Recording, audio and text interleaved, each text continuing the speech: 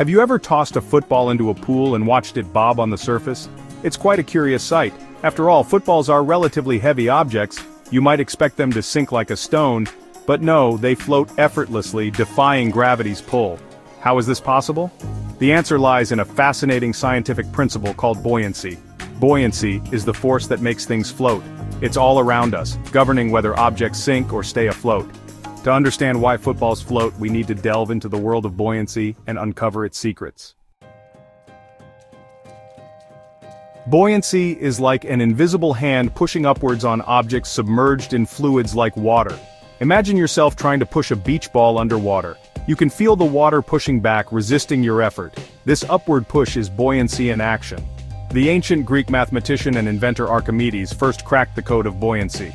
He discovered that the buoyant force acting on an object is equal to the weight of the fluid displaced by the object. This is known as Archimedes' principle, a cornerstone of fluid mechanics.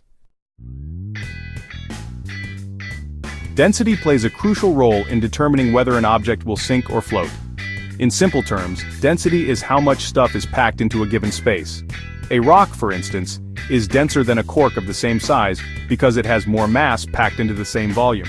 Objects denser than the fluid they are in will sink. Conversely, objects less dense than the fluid will float. Think of a bowling ball and a beach ball. The bowling ball, being denser than water, sinks. The beach ball, being less dense, floats merrily on the surface. Remember Archimedes' principle? It states that the buoyant force is equal to the weight of the fluid displaced.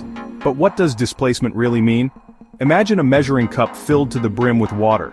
Now, gently lower a small object into the cup. The water level rises, and some water spills over the edge. The volume of water that spilled out is the volume of water displaced by the object. This displacement is key to understanding buoyancy. Section 5. Real-world buoyancy boats, swimmers, and life jackets.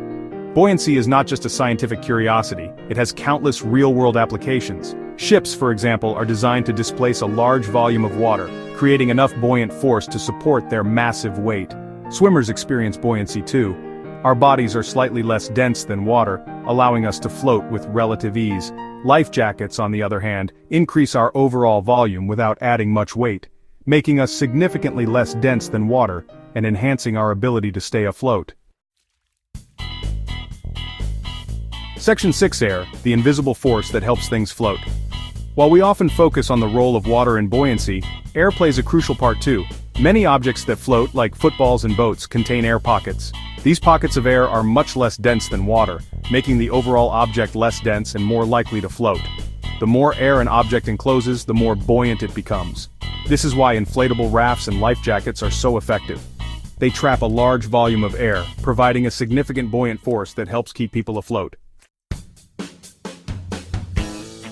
Section 7. DIY experiment, exploring buoyancy at home. You can explore the wonders of buoyancy with a simple experiment at home. You'll need a large bowl or bucket filled with water, a few small objects like a coin, a cork, and a small ball, and a notepad to record your observations. Carefully drop each object into the water and observe what happens. Does it sink or float? Record your findings. Now try to explain why each object behaved the way it did. Think about density, displacement, and the role of air pockets. This hands-on experiment will give you a first-hand understanding of buoyancy in action. Section 8.